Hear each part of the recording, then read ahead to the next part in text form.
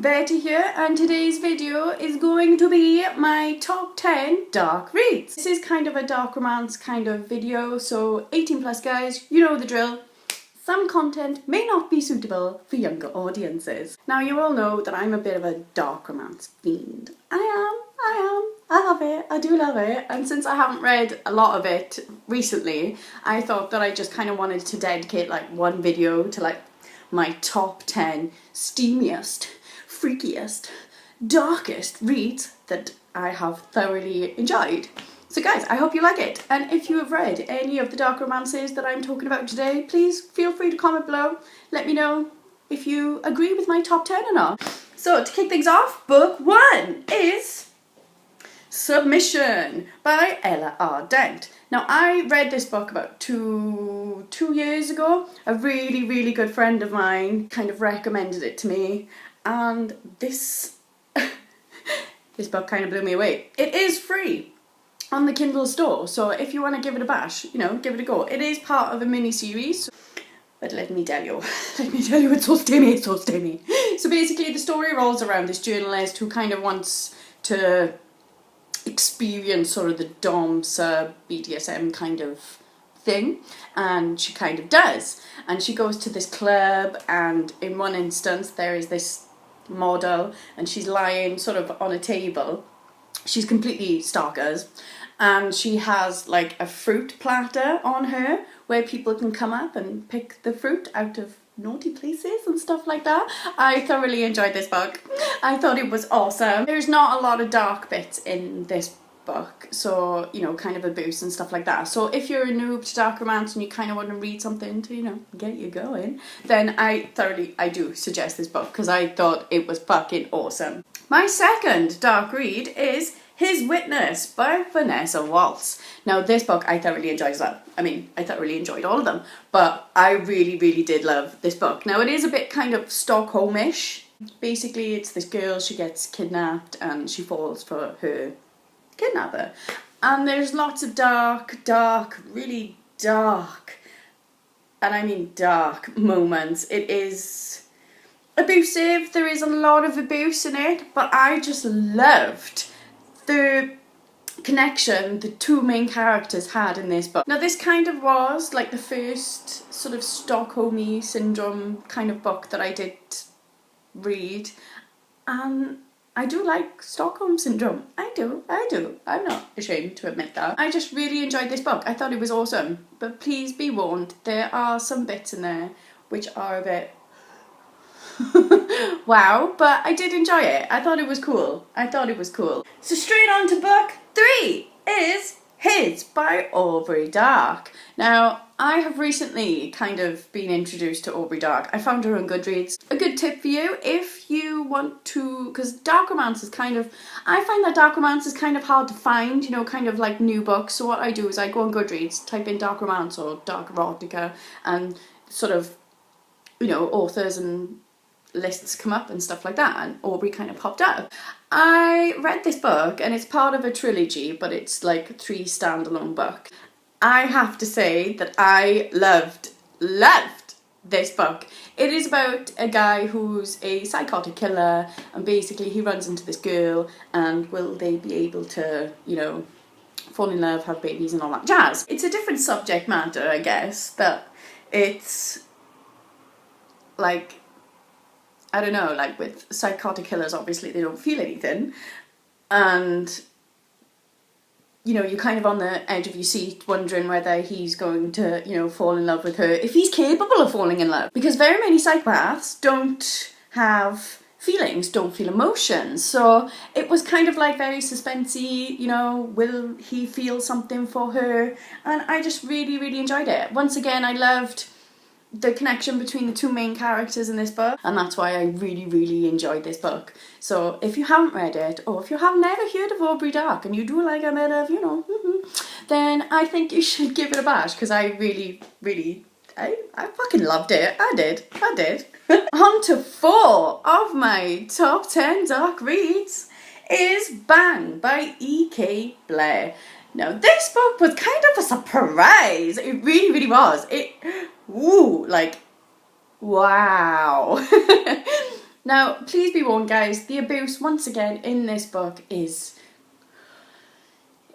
out there. It crosses the line. Like, it jumps, like, it swims, like, it kind of, like, catapults over that line. This book made me feel very, very uncomfortable in parts.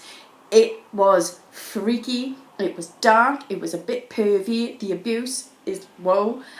And I just really, really loved it because I was not expecting the book to take such a nasty turn halfway through, and it was really, really good. Kept me on the edge of my seat. Once again, I did love the two main characters in this book. I don't know, like, and you will notice in most of the books that I've chosen, there are sort of dominant female roles because I don't like submissive women. I do personally like a dominant female role. So if that doesn't tickle your pickle, then I suggest you look somewhere else. It just was something that I was not expecting, and I really, really enjoyed it. I mean, it wasn't my favourite of, like, compared to some of the other books that I've chosen for this sort of video, but just because it was so abusive and because it caught me so off guard, I felt like I needed to put it in my top 10. I really did enjoy it, I really did. But once again, if you are a noob to dark romance, then I don't think you should start with this book. Start with something a little softer just to ease you in, because sometimes these books can make you feel uncomfortable, can make you feel like what you're reading is not right and that you shouldn't be reading it, but start off kind of slow. That's my advice to you. So my next book, number 5 on my top 10 chart, is Undeniable by Madeline Sheehan. Now, I loved this book. I really did. It's an MC book, so, you know, motorcycle clubs. I'm not a fan of motorcycle clubs, I'm really not. What did I read the other day? Pepper Winter's Sin and Rule, Rule and Sin, that stuff. I really didn't enjoy that. I'm not an MC kind of person. It's not a genre that I like to pick up. But I really, really, really enjoyed this book because the emotion in this book was crazy. It really was. I was crying through this book, which doesn't happen to me in dark romances. There's not... Because what I find with dark romance, right, is that there's a kind of a lot of abuse and there's a lot of, you know, love and, like, there's a lot of pain and hurt and heartache, but it never kind of makes me shed a tear, but this book did, it really did. I just felt so connected to the main characters in this book. I really did enjoy it. And if you do like MCs, then I think you should give it a bash because I completely and utterly fell in love with this book. On to book 6 is Killing Sorry by J.A. Redmersky. Now this has been a favourite of mine for a long time. I read it last year and I did review it on my channel. If you want to see that review, look in my playlist. There is a playlist of all my book reviews that you can, you know, have a look at and, you know, watch the review. I love this book. I fucking love this book. It is kind of a drug cartel, like Sari's in the middle of the desert and, you know, someone comes to save her kind of thing. It is sort of drug cartel, so if that doesn't float your boat, then I think you should give this one a miss. But if you do like it, I think you should pick it up, because I thought it was fucking awesome. Sari, once again, is a dominant woman. She's a dominant female. She kicks fucking ass and saves the fucking day, and I just loved it. So if you want to read something with a bit of action, then pick up Killing Sari, because I fucking loved it. On to book 7 is the Indebted series by Pepper Winters. Now there are 6 books in the Indebted series and I am a big fan of Pepper Winters. I think she is an awesome dark romance writer. I love the way she writes. I love the way that her books are structured. I just generally have a massive girl crush on Peps.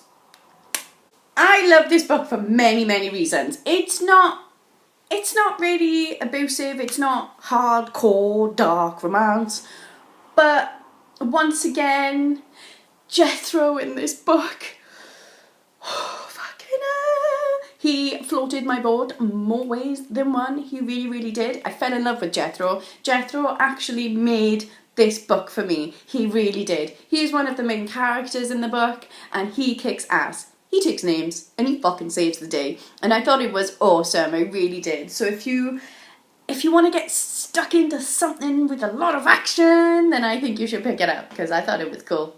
On to number 8 is This Man by Jodie Ellen Maples. Now, I haven't reviewed these books on my YouTube channel because I'm going to buy them on paperback, so I'm waiting for that to do a separate video. This Man was kind of not one of the first, but like in my early stages I kind of got recommended it to me and I fucking fell in love with it. I mean, come on, I fell in love with all of them. There are 3 books in this trilogy, and I don't know, I just loved it, and I've picked it up. I read it about 4 years ago, and I've reread it about 4 times. I am a rereader, and that's kind of why I want to buy it on paperback, because I like to reread books. I really do. If I find a book that I really enjoy, then I do like to reread it, because I have that same feeling all the time.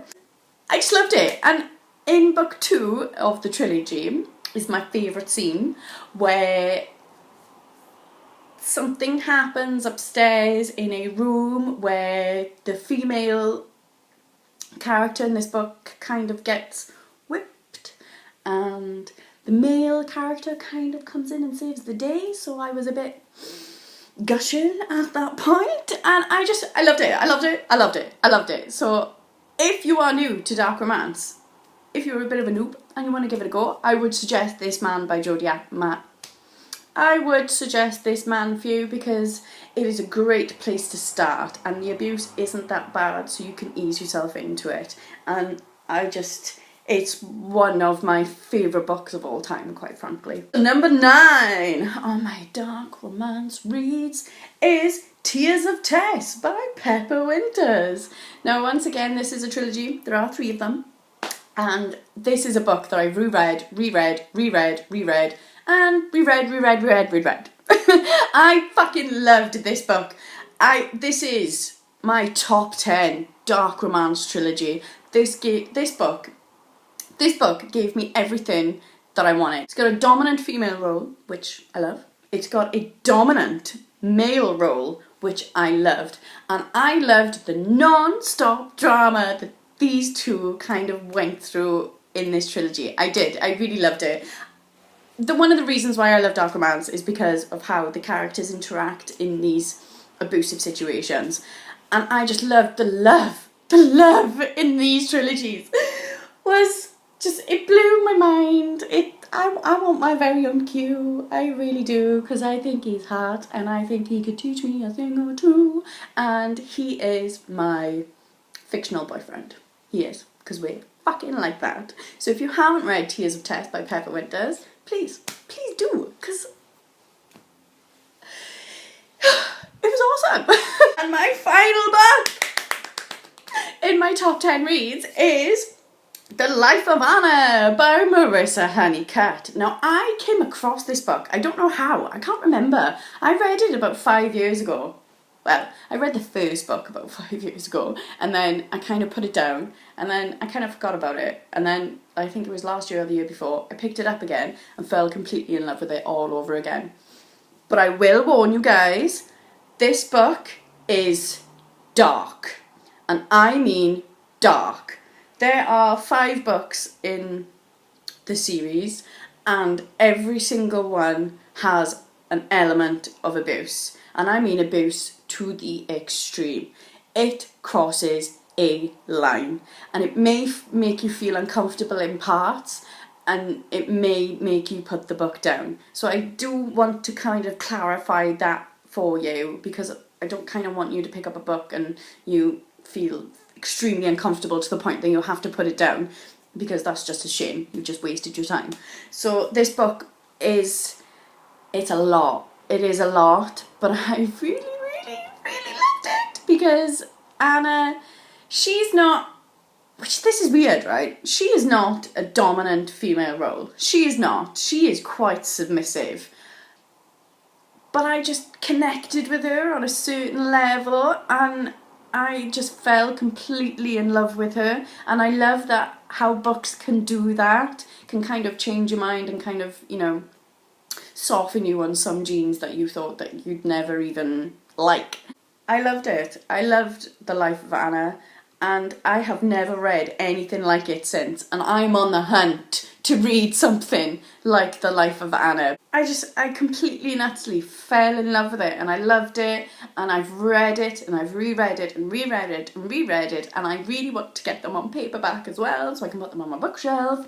And The Life of Anna was just everything that I was looking for, and everything that I wanted, and it kind of tested my limits a little bit, and I love that. I love when a book does that, kind of, makes you so uncomfortable, and, I loved it. And those are my 10 books, guys. Those are my 10 books. Please, if you've read any of the books that I've mentioned, or if you have any dark romances that I have not mentioned and that float your boat, please let me know down below.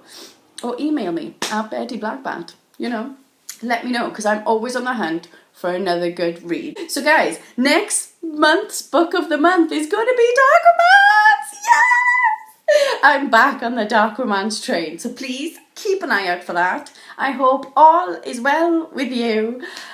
I'm okay-ish, I'm cool. I'm cool. Please like and subscribe. You know what you're fucking doing, and I'll see you next time. Thanks, guys.